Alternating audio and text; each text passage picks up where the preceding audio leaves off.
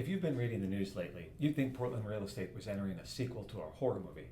Headlines are screaming about inventory surges and the economy lagging behind or maybe falling into an abyss or a sinkhole.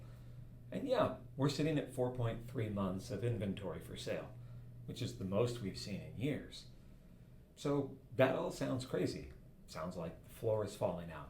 The collapse is finally here.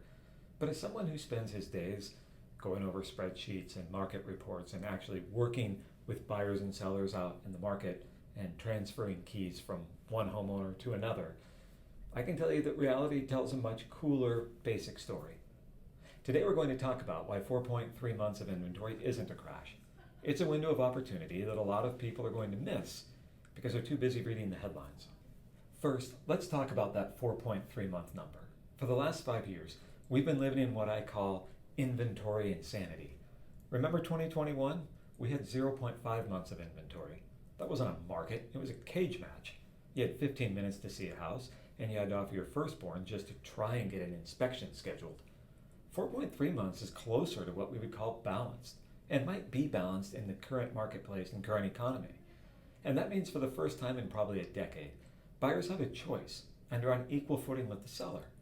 You can go through a house, go home, sleep on it, and, dare I say, negotiate.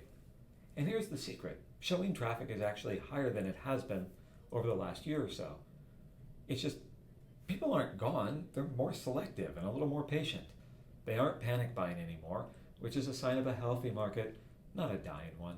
Now, here's the part that doomsday headlines usually leave out. We have more houses on the market today, but we aren't really building for tomorrow. Multifamily permits in Portland are at a 15-year low, and there's not a lot of single-family housing going anywhere near the central city. We're essentially stopping the pipeline for future housing right as our population growth is stabilizing. So while you're seeing more for sale signs right now, don't let that fool you. Homes are sitting for a little longer, but the inventory surge is relative and a temporary breather caused by higher rates and prices and people not sure about economics.